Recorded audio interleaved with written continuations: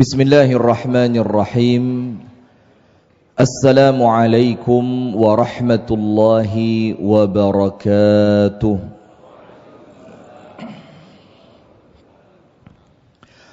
Bismillahirrahmanirrahim. Alhamdulillahi rabbil alamin. Assalatu wassalamu ala asyrafil anbiya'i wal mursalin, Nabiyyina wa sayyidina Muhammadin wa ala alihi wa sahbihi ajma'in. A'udzu billahi minasy syaithanir rajim. Ya ayyuhalladzina amanu taqullaha haqqa tuqatih wa la tamutunna illa wa antum muslimun. اللهم أنت ربي لا إله إلا أنت خلقتني وأنا عبدك وأنا على عهدك ووعدك ما استطعت أعوذ بك من شر ما صنعت أبوء لك بنعمتك علي وأبوء بذنبي فاغفر لي فإنه لا يغفر الذنوب إلا أنت.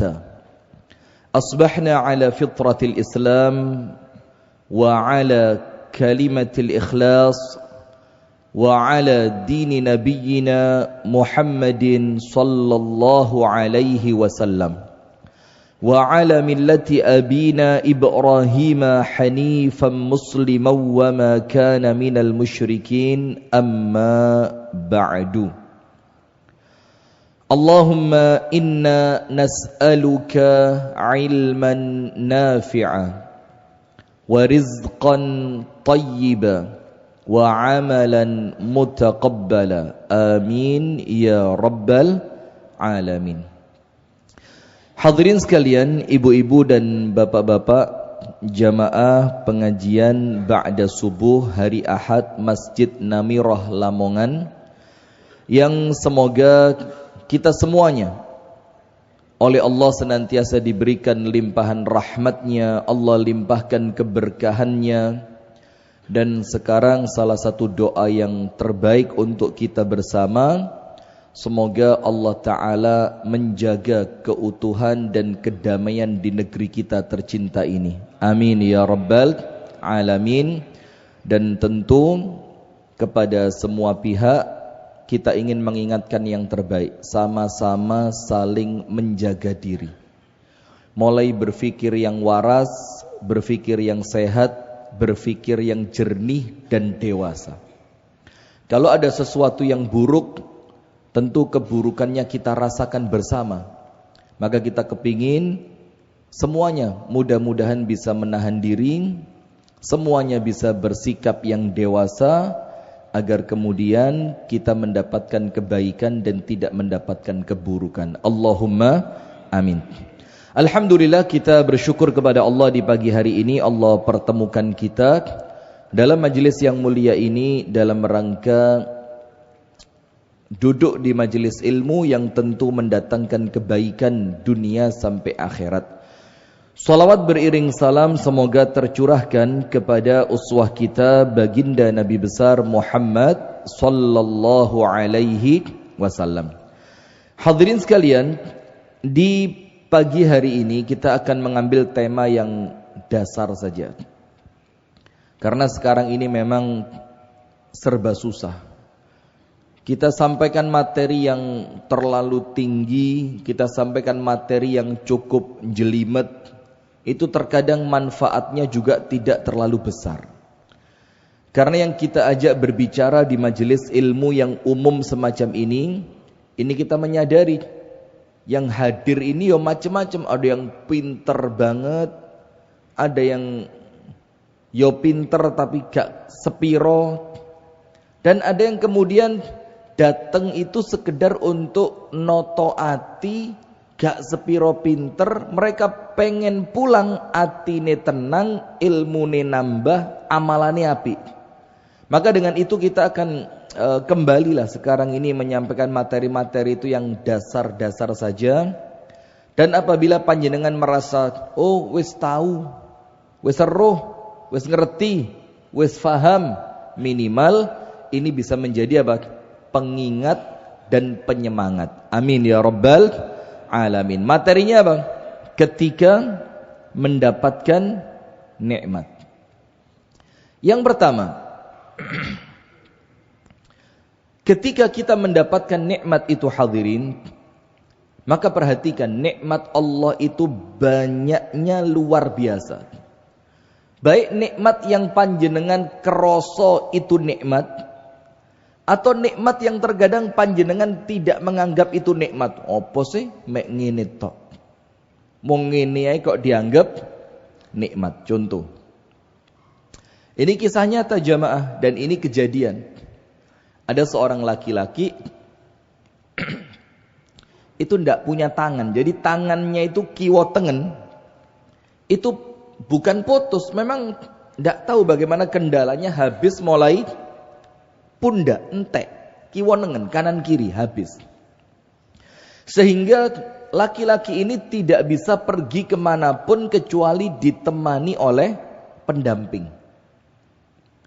Suatu hari pendampingnya orang ini sakit, sehingga dia terpaksa harus keluar tanpa pendampingnya ke suatu acara, yang acara itu seperti pesta pernikahan. Qadarullah, di acara yang semacam itu dia pas perutnya ini terasa ndak enak, sehingga dia perlu, mohon maaf perlu datang ke kamar kecil. Tapi karena dia merasa tidak mampu, maka dia ngajak satu orang di tempat itu yang baru saja dia kenal. Dibilang, saya minta bantuan kamu, saya ini tidak ada tangan dan saya perlu ke kamar kecil. Kata teman yang baru dikenal itu, "Loh, ayo bismillah saya anterin." Dianterinlah kemudian ke toilet. Sampai di toilet, laki-laki yang tangannya dua-duanya itu putus, buntung tadi, itu ngomong sama temannya, "Loh, jangan ditinggal sampai sini, kamu ikut saya masuk ke dalam." Bayangin. Karena saya perlu gamis saya dilepas, dan saya juga minta tolong untuk celana saya tolong dilepaskan. Nanti setelah itu kamu keluar. Setelah saya selesai, saya panggil lagi kamu. Subhanallah, lihat. Setelah itu akhirnya si pendamping ini nganter masuk sampai ke dalam toilet. Dilepaskan pakaiannya, dilepaskan celananya. Dan setelah selesai, balik temannya dipanggil lagi. Dia masuk lagi, dibantu pakai pakaiannya sampai selesai, baru keluar bareng-bareng. Nah sekarang perhatikan, saya dan panjenengan semua tangan punya. Panjenengan keroso ndak kalau tangan itu nikmat Allah? Mungkin kita ndak ngerasa kalau tangan ini nikmat. Karena apa? Nikmat itu baru terasa besarnya kalau kemudian oleh Allah nikmat itu dicabut. Baru keroso. Panjenengan punya gigi. Panjenengan tidak akan terasa. Karena apa? Terbiasa tiap hari yang normali menungso duwe untu. Tapi panjenengan akan mulai terasa bagaimana nikmatnya gigi ini di dua perkara. Nomor satu, kalau pas giginya sakit. Nomor dua, kalau pas untu nentek. Wis gak iso lapo-lapo, peyot, elek, keriput, baru kroso, oh, tibakno biyen duwe untu iku ya nikmat. Nah, entah nikmat yang kemudian panjenengan rasakan, oh ini nikmat. Cuma sayangnya meripat kita ini, nikmat itu kita lihat hanya apa yang diberikan oleh Allah kepada orang lain. Kalau nikmat itu milik orang, baru ketok ya, penak yo. Duwe iki, duwe iku, duwe ngene, duwe ngono, iso ngene, iso ngono. Sehingga yang difikirkan apa? Bukan nikmat yang dia miliki, tapi nikmat yang Allah berikan kepada orang lain. Sampai Allah Ta'ala itu nyindir kita di dalam ayat yang maknanya luas.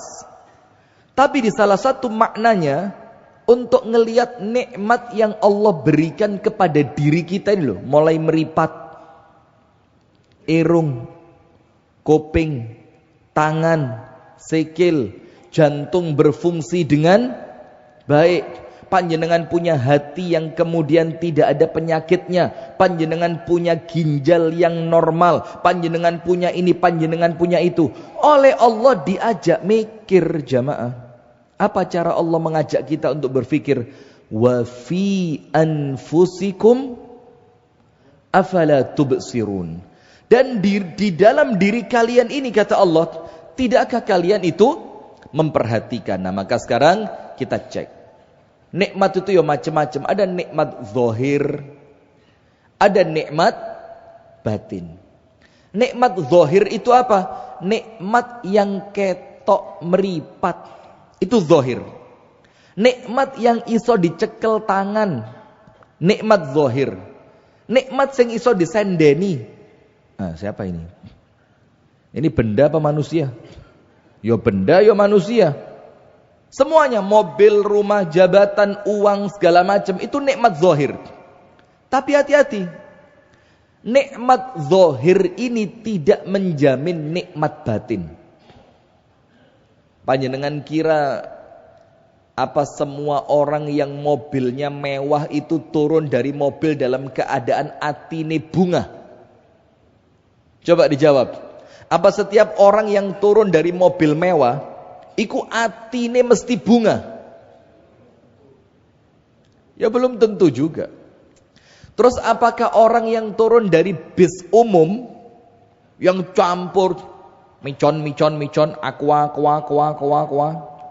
kacang kapri, terus turun kelambine ku ambu sak maceme, ya ambu rokok, ya ambu wong gawa pitik munggah bis barang. Coba, yang turun baunya ndak karuan. Apakah panjenengan kira orang yang semacam itu atine gak seneng? Ya belum tentu juga. Karena kenikmatan zahir tidak senantiasa menjamin nikmat di dalam batin. Maka dengan itu Islam itu mengajak kita untuk bukan fokus pada nikmat zahir.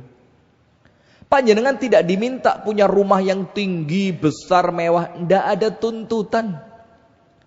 Panjenengan tidak diminta kemudian gaji sehari harus 3 juta, yonda. Ndak usah guyu. Loh, panjenengan dipenging malah guyu. Ini repotnya manusia itu, dipenging koyok dikongkon. Panjenengan tidak juga diminta harus punya rumah yang di dalamnya ada kolam renangnya. Ndak diminta punya ini, punya itu dari perkara-perkara duniawi. Karena Allah sudah ngasih contoh.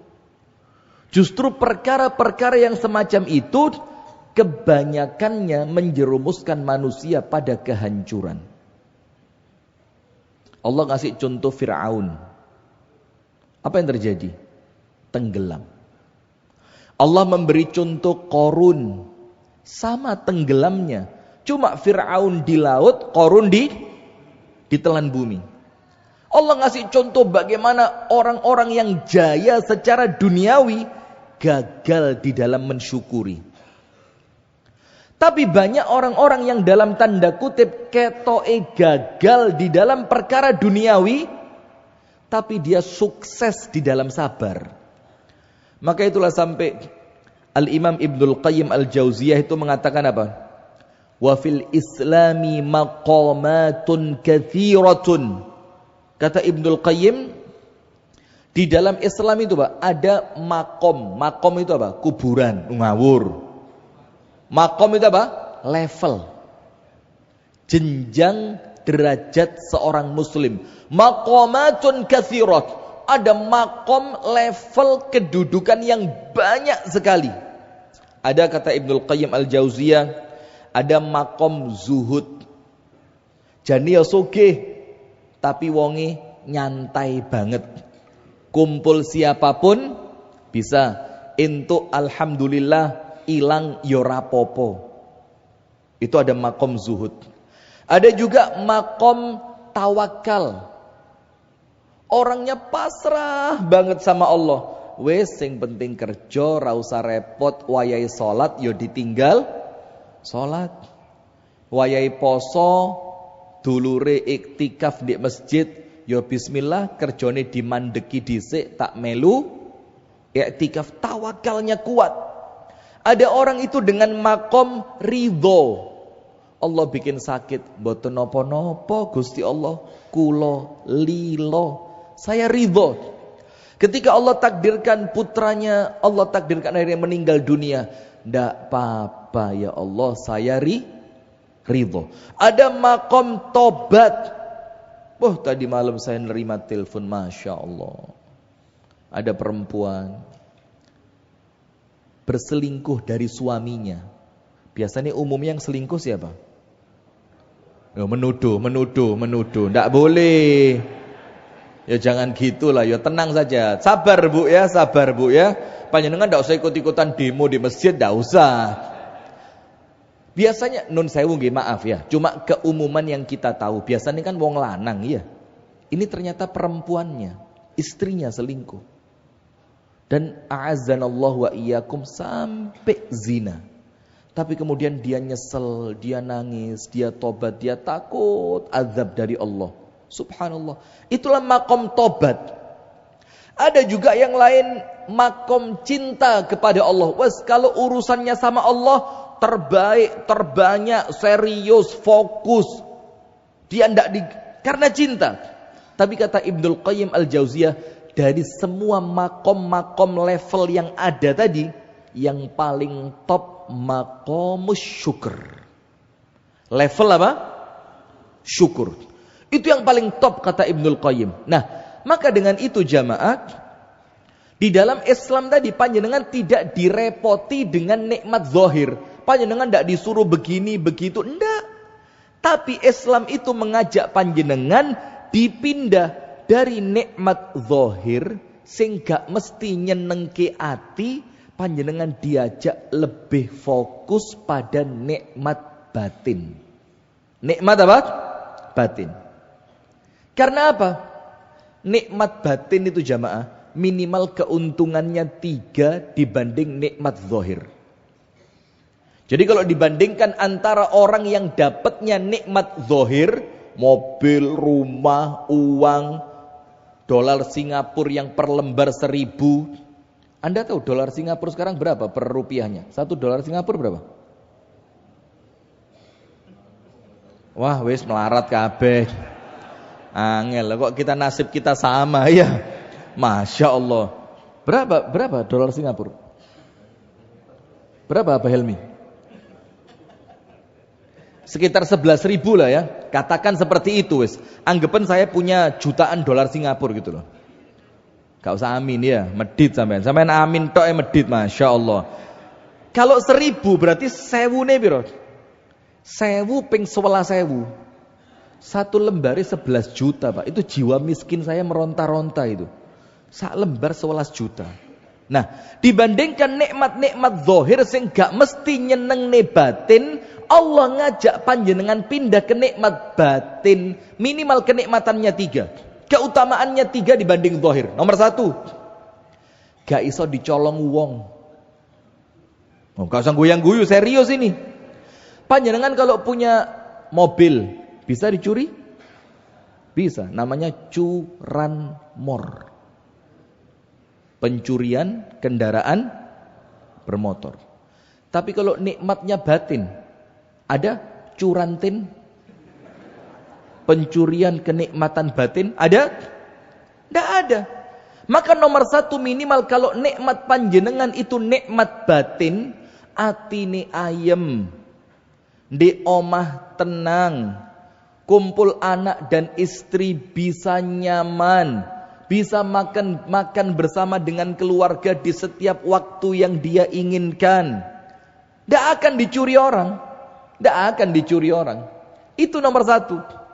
Nomor 2, selamat dari orang-orang yang hasad. Ayo, kalau panjenengan turun dari mobil, mobilnya itu mobil sport 2 pintu L300. Mobil sport 2 pintu. Ini Abah Tarjo punya ini.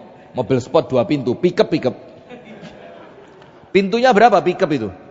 Lah ya situ yang gepen mobil sport ya. Nah, panjenengan turun dari mobil sport 2 pintu.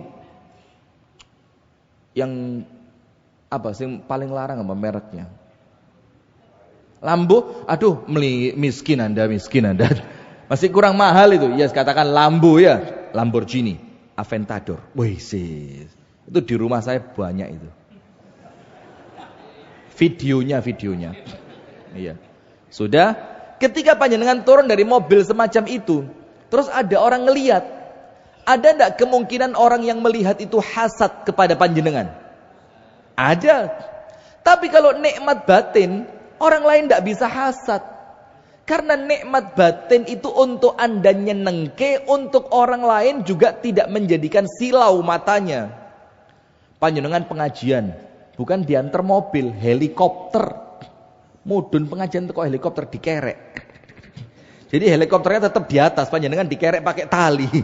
Terus ada ustadz lain yang ngelihat, ustadz situ iki rek bayu mudun pengajian nggae helikopter. Bisa ndak bikin orang lain hasad? Bisa. Maka keuntungan yang kedua, kalau nikmat itu batin, bukan sekedar sibuk dengan nikmat yang kasat mata, insya Allah ndak ada orang lain hasad. Dan yang ketiga, tidak ada orang diazab karena nikmat batin. Selamat dari azab. Kalau nikmat zahir, wakeh. Dia punya rezeki tapi tidak dipakai untuk ibadah kepada Allah. Punya rezeki tidak dipakai nolong orang lain. Punya rezeki tidak digunakan untuk kejayaan Islam dan kaum muslimin. Ini rezekinya berpotensi mendatangkan azab. Wala in kafartum inna azabi. Tapi kalau nikmat batin, orang kalau yang nikmat batinnya Pak, mesti digai ibadah penak, digai silaturahim penak, digai maca Quran yo penak. Maka itu minimal 3 kelebihan kalau nikmat yang panjenengan kejar, itu bukan nikmat fisik tapi nikmat sing tersimpan ten jerone ati. Nomor 1, gak mungkin dicolong wong. Gini, tak colongin nikmatmu, tak rogoi hatimu. Nah, ini beda cerita, dikei hati ngerogoh. Nah, ndak mungkin dicuri orang. Nomor 2, nikmat yang panjenengan rasakan secara batin itu ndak bikin orang lain hasad. Penak uripe penak, gak diireni wong liya. Panjenengan kumpul siapapun bisa. Yang ketiga, insya Allah tidak akan mendatangkan adab. Nah, maka dengan itu Islam itu ngajak panjenengan ojo bingung golek fisik duniawi, tapi sibuklah mencari kenikmatan yang tersimpan di dalam hati. Contoh, begini jamaah, Nabi Muhammad sallallahu alaihi wasallam. Kalau panjenengan bilang Nabi Muhammad kaya, itu ya ndak salah, boleh. Tergantung persepsinya masing-masing. Wong Nabi Muhammad itu ya pemberian dari harta rampasan perang banyak. Setiap ada daerah kekuasaan baru, Nabi Muhammad pasti punya jatah di sana. Kemudian kalau ada delegasi dari luar negeri, pasti membawa hadiah. Belum lagi dari para sahabat, orang-orang kaya, pasti. Tapi kalau dibilang Nabi Muhammad itu miskin, ya tidak salah juga. Karena apa? Istri beliau sallallahu alaihi wasallam radhiyallahu taala anha itu mengatakan apa? Lewat bulan di rumah kami, lewat lagi bulan di rumah kami, dan lewat lagi bulan di rumah kami, dan kami tidak punya apapun yang bisa dimasak. Coba, Nabi loh ini Pak. Jadi panjenengan kalau sekedar ujiannya gak duwe mangan, itu ujian kecil. Oh ngenyek Ustaz iki. Gak tahu ngerasa nih. Loh, bukan masalah gak tahu ngerasa nih. Kalau ujian itu perkara cuma urusan makanan, perkara duniawi, luwe apik timbang ujian itu jatuh pada urusan agama panjenengan. Di rumah ndak ada makanan, panjenengan entuk pahala Pak. Ya wis tak poso ae. Pahala tidak? Pahala. Di rumah tidak ada makanan, panjenengan ikhtiar bekerja, pahala. Di rumah tidak ada makanan, panjenengan ridho, pahala. Di rumah tidak ada makanan, panjenengan sabar, pahala. Nah, maka dengan itu kalau Nabi Muhammad dibilang miskin, ya bisa juga, tergantung kita memahami dari segi yang mana. Tapi lihat, rumah tangga paling bahagia rumah tangganya siapa? Bu, jawab Bu. Ada istrinya Nabi flexing, enggak ngerti flexing Anda. Ada istrinya Nabi pamer tas Hermes gitu? Atau Mikremes? Enggak ada. Ya selain di zaman itu ya enggak ada tas Hermes ya. Tapi kemudian kan bukan itu yang mereka cari, bukan itu yang mereka tampakkan. Tapi subhanallah, rumah tangga terindah, rumah tangga paling bahagia, rumah tangganya Nabi. Sampai muncul, nun sewu nggih, panjenengan jangan salah paham. Ini bukan hadis, tapi ini jargon untuk rumah tangganya Nabi. Baiti, ayo bu, baiti, rumahku adalah syurgaku.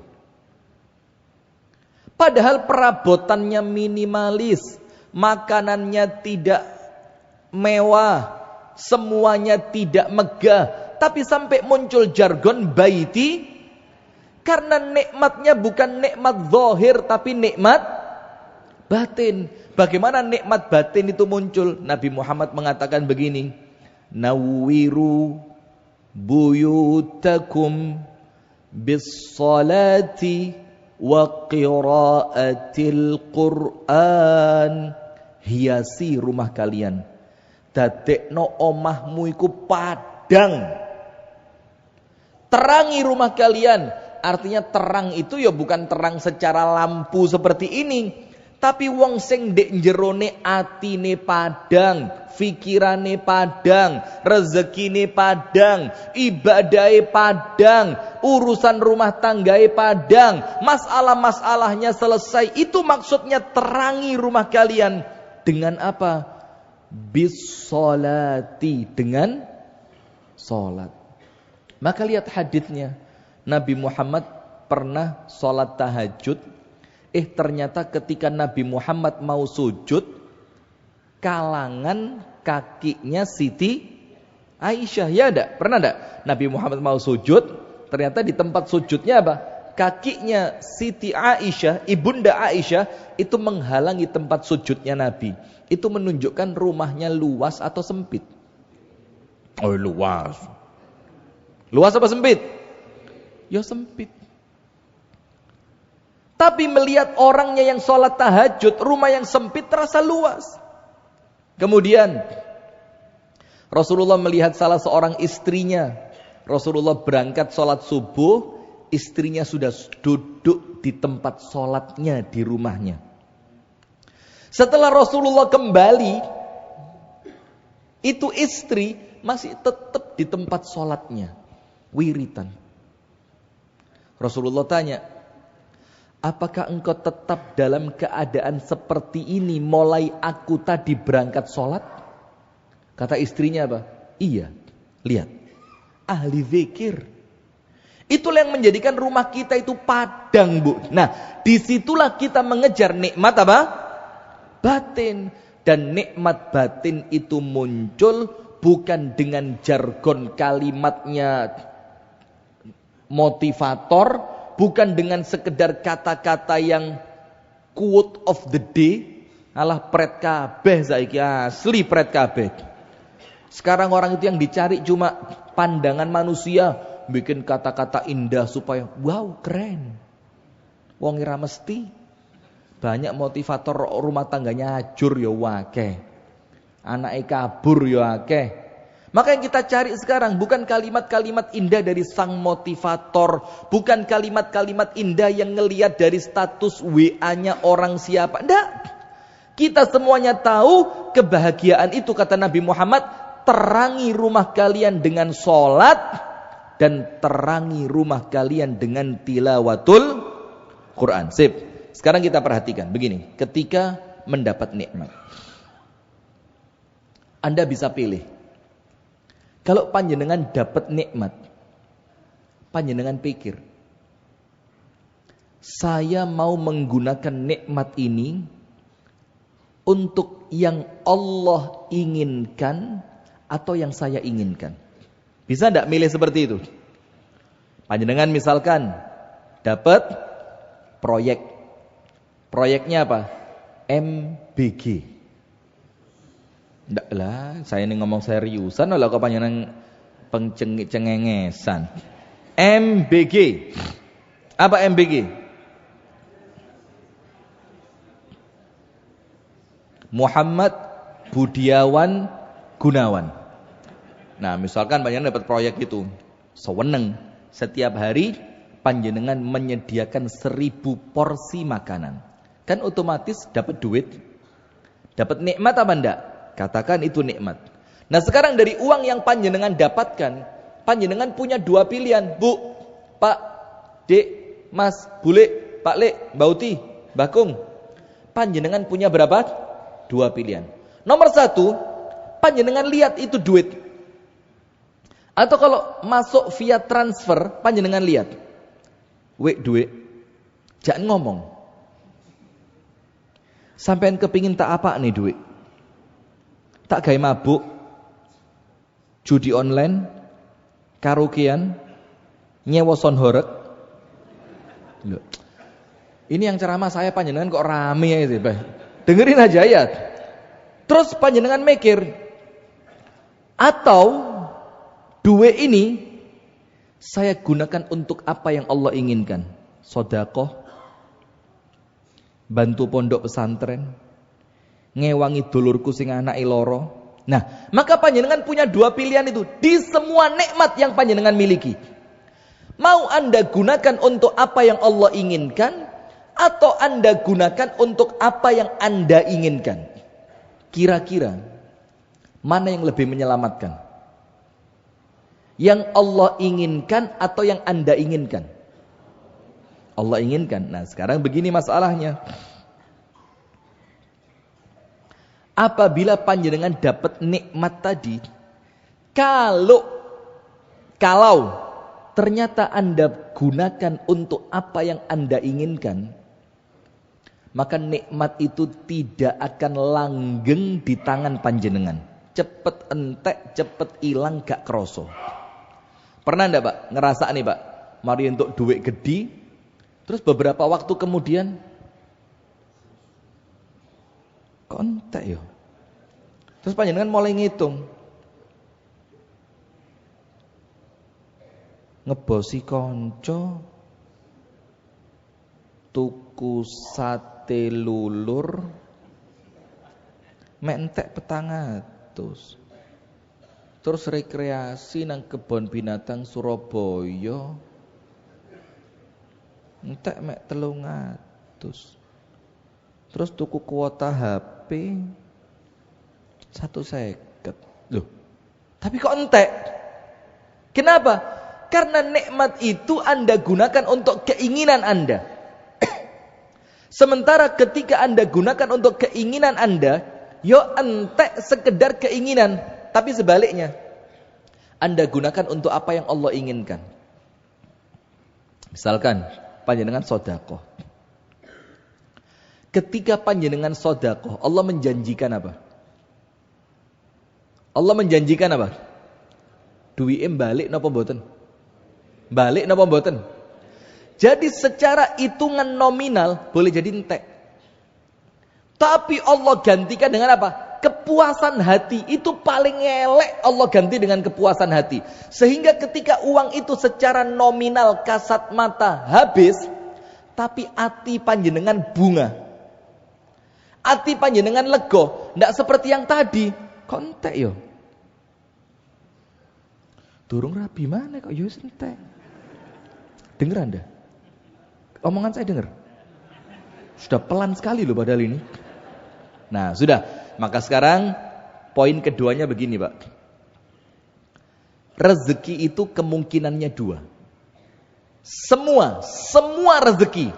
Kesehatan, kekuatan, ketampanan. Kalau perempuan apa? Gak mesti cantik. Keglowingan. Glowing. Ya.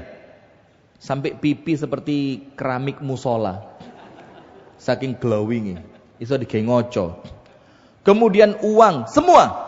Nikmat apapun termasuk sehat, semuanya. Itu kemungkinannya cuma 2. Nomor 1.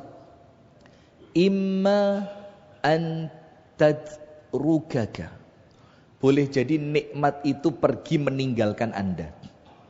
Misalkan gini, ayu, Bu, orang itu tambah umur, ayune tambah akeh apa tambah entek? Panjenengan dia sadar loh jane, Bu. Sehingga semakin hari nikmat cantik itu berkurang atau bertambah? Pak, kuat. Kuat nggih? Setunggal kiat. Kalih tasik kiat. Nguyang guyu ae. Panjenengan disukani sekawan ngoten nggih kiat, Pak?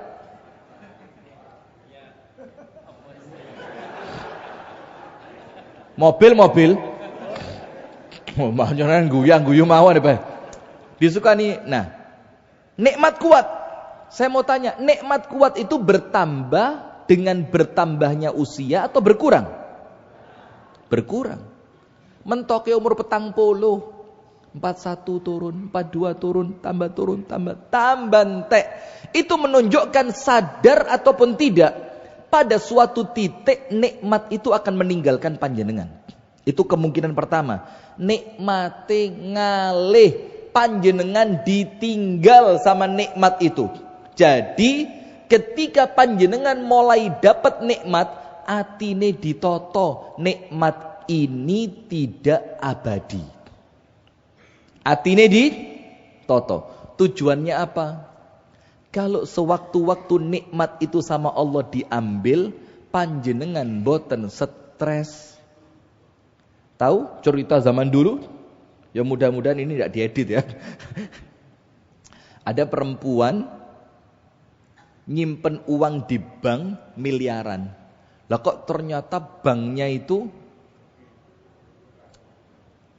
zaman likuidasi, Masya Allah, korban ya? Atau pelaku dilikuidasi. Terus insya Allah panjenengan tahulah siapa yang saya ceritakan nih. Terus perempuan itu stres, duan dan cuantik, masuk ke kantornya bank itu, kemudian joget-joget di atas mejanya. Mana uangku? Ayo kalian mau teriak apa? Ini bank milik saya karena uang saya tidak bisa dikeluarkan sekian miliar. Ingat gak cerita itu? Kenapa kok sampai dia seperti itu? Karena ketika nikmatnya datang, karena dia bukan seorang muslim, dia ngotot nikmat ini milikku, harus tetap membersamaiku, gak oleh hilang. Maka saking medite, sampai disimpan di bank yang harapannya dia gak bakal hilang, lah kok malah hilang. Karena jiwa kerakusan dan jiwa memiliki itu yang menjadikan perempuan tadi tidak rela, akhirnya gila ketika nikmatnya hilang. Orang Islam ngerti. Allah berfirman apa? Wa ma bikum min ni'matin faminallah. Nikmat itu datangnya dari siapa? Dari Allah. Kalau nikmat itu datangnya dari Allah, panjenengan faham enggak kalimat inna lillahi wa inna ilaihi rajiun? Yang datangnya dari Allah bakal balik ke siapa? Berarti ditoto hatine. Kalau seketika nikmat itu sama Allah dicabut, Bu, panjenengan yang masih punya suami, sewaktu-waktu bisa hilang loh, Bu.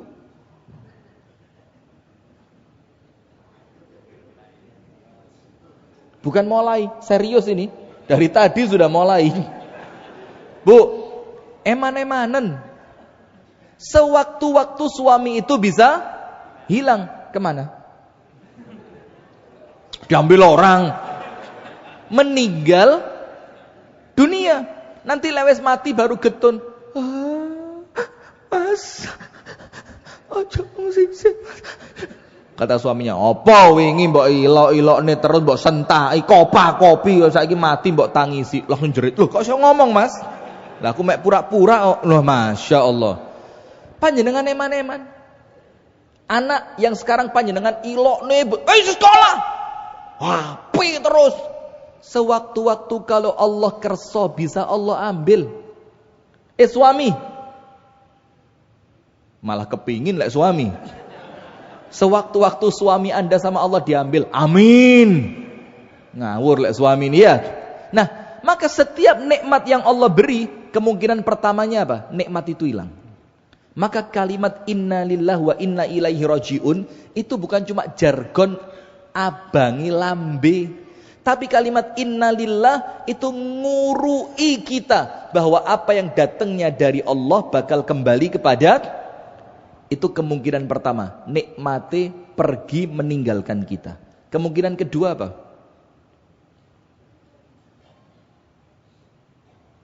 Nikmatnya masih ada, panjenengan yang pergi meninggalkan nikmat itu.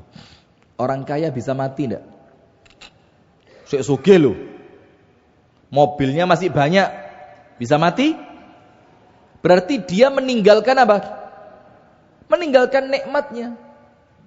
Orang punya jabatan tinggi, bisa mati tidak? Jabatannya masih ada. Bahkan kemarin setelah pilkada, ada baru dilantik 2 minggu mati. Ada apa enggak? Ada. Ada enggak? Orang di puncak karirnya mati ada. Padahal nikmatnya durung sempet dirasa nih. Panjenengan tahu sebabnya apa? Begini. Panjenengan semua insya Allah sudah paham ini. Cuma kan kita ini kepingin saling mengingatkan ya. Ini buat saya penting, buat panjenengan gak penting. Rasulullah mengatakan begini. Lau kana libni Adam wadiyan min zahabin labtagha minhu thaniya. Kalau manusia itu punya emas sak ombone lembah, berapa ton itu untuk dia, kalau sekedar untuk kebutuhan hidup cukup, bahkan lebih dari cukup. Emas sak lembah. Panjenengan tahu lembah? Lembah itu tempat di antara 2 gunung. Kalau panjenengan ke Jawa Tengah, nanti panjenengan ke arah Temanggung, itu daerah yang diapit 2 gunung. Gunung Sumbing dan Gunung Sindoro. Apa? Sumbing sama Sindoro ya? Lah niki padha-padha gak aruhe apa? Sudah. Nah, maka tempat cekungan di antara 2 gunung itu namanya apa? Lembah. Kalau panjenengan punya emas nutupi lembah itu sampai gunungnya loro roto dengan emas, itu kata Rasulullah apa? Tidak cukup buat kerakusannya manusia. Maka dia minta lembah yang keberapa? 2. Kalau punya 2, kalau punya 3, kalau punya 4, sampai Nabi Muhammad menutup hadis itu dengan kalimat apa? Wala yamla afahu illa turab.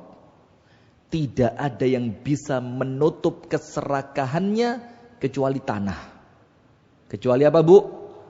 Tanah. Maksudnya sampai kapan, Bu? Begini ceritanya. Ada orang ninggal masjid. Ninggal masjid. Dia bilang begini, "Sik, aku tak kerja sik. Minimal duwe omah. Engko lek wis duwe omah, aku tak mlebu masjid maneh." Sudah kan? Akhirnya kerja keras dia. Azan zuhur ditabrak, azan asar ditabrak. Koncone berangkat sholat subuh nang masjid, dia wis berangkat kerja. Koncone wis mulih ngancani anak itu rude esek di tempat kerja. Tujuannya apa? Minimal dapat rumah. Dia berazam, engko lek omahe wis entuk, aku ti aktif nang masjid maneh. Sudah, singkat cerita, dapat itu rumah. Lego. Panjenengan tahu legonya berapa lama? Ayo, legonya berapa lama? Paling 3 bulan, 4 bulan, tergantung keadaan masing, tapi tidak akan berjalan lama. Wes nang masjid saweneng, alhamdulillah bisa nang masjid maneh. Salat zuhur di masjid, asar di masjid, maghrib, isya, subuh di masjid. Tidak lama setelah itu, setane moro, "Mas, mosok duwe omah gak duwe mobil? Omah wis duwe. Latare ombo, digagarasi yo kenek, mosok ra enek mobil." Kepikiran, waduh, nikmat rumah belum sempet pen itu apa? Durung sempet lega, wis dibisiki setan, omah tok ora cukup. Tambah ono apa? Akhirnya nikmat rumah belum sempat dinikmati dengan sempurna, wis kepikiran mobil. Iya wis. Lah apa ngebotne salat, wong tanggaku wis duwe mobil kabeh. Mosok nang masjid namirang nggo gledekan terus. Isin. Ya wis, akhirnya apa? Ditinggal lagi masjidnya, nguber mobil. Ngoyo, pokok kudu entuk mobil. Singkat cerita, mobil dapat. Setelah mobil dapat, subhanallah, seneng hati nih, balik nang masjid. Alhamdulillah, sekarang ke masjidnya bawa mobil sport 2 pintu tadi, pickup. Sudah, mobil belum sempat dinikmati, setannya datang lagi. Mas, mosok mek mobil tok.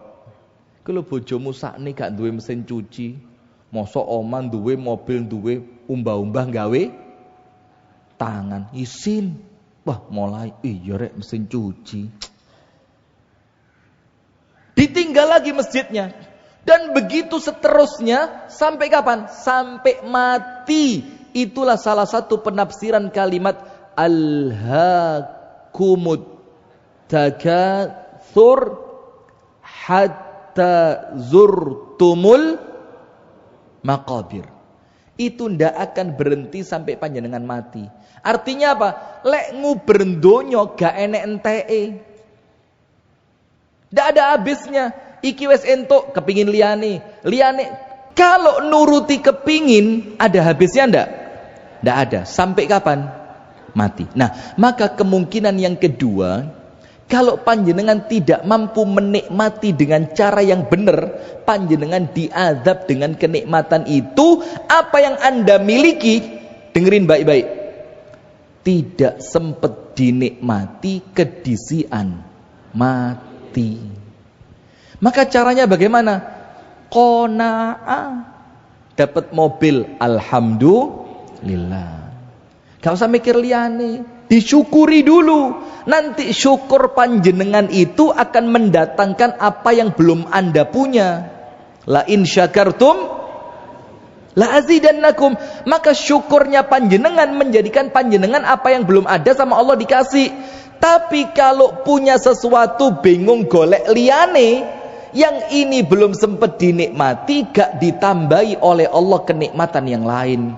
Itulah jamaah, maka kemungkinannya cuma 2. Kalau tidak nikmatnya pergi meninggalkan panjenengan, nikmatnya sama Allah dicabut gara-gara panjenengan tidak mampu mensyukuri dengan benar. Kemungkinan kedua, sik soge, sik duwe jabatan, posisine sik apik, karirnya masih mentereng, orangnya berangkat ke alam kubur. Maka bagaimana? Nikmatono apa sing enek wis. Bismillah, di depan mata itu yang kemudian Anda nikmati. Kemudian penutup. Ustadz, satu pertanyaan. Bagaimana Ustadz biar nikmatnya tidak pergi, dan kalaupun saya pergi, nikmatnya melu sama saya? Ya, Pak. Yang pertama, bagaimana supaya nikmat itu tidak pergi meninggalkan saya? Karena semua orang setiap dapat nikmat pasti punya kekhawatiran. Gini. Kita itu kan awalnya sendiri dan terakhir bakal balik sendiri. Saya punya paman dan saya tinggal di rumahnya lama di Jakarta. Rumahnya besar, megah, masya Allah, kamarnya banyak. Bahkan ketika saya kuliah di Jakarta sama paman saya dikasih 1 kamar yang paling bagus, masya Allah. Mudah-mudahan panjang umur, sehat walafiat. Sudah suatu hari anak paman saya ini mulai ada yang nikah, pindah rumah, ada yang kuliah, ada yang kerja. Ketika makan siang itu cuma bertiga tok, saya, ponaane, paman saya sama istrinya. Waktu itu istrinya riwa-riwi, semoga Allah merahmatinya, sudah meninggal. Riwa-riwi, ngambilkan air, ngambilkan nasi. Terus paman saya berdua sama saya ngomong gini, Rifki, lihat enggak kamar sebanyak ini? Enggak manfaat ternyata. Kita itu pertamanya sendiri bakal balik sendiri. Maka setiap orang, Pak, podo kabeh, mesti punya kekhawatiran. Nah, tapi intinya ada caranya. biar nikmat-nikmat itu ndak ninggal panjenengan. Bu, tak kasih contoh. Begini, Bu. Panjenengan kerjanya di panjenengan orang Lamongan, kerja di Malang, perusahaan besar. Sama perusahaan panjenengan dikasih mes itu apa? Pemain Barcelona itu loh, Messi itu pindah di sana. Kasih mes, dikasih penginapan, disuruh milih. Coba panjenengan pilih yang mana? Nomor 1, penginapannya layaknya istana, wapi, top, semuanya ada, lengkap. Tapi dibilang apa? Iki omahe wapi, panjenengan kontrak kerja 5 tahun, tapi nginep di kene sedina tok. Tapi wapi, top kayak istana. Pilihan kedua, boleh menempati selama 5 tahun, tapi sederhana. Pilih yang mana?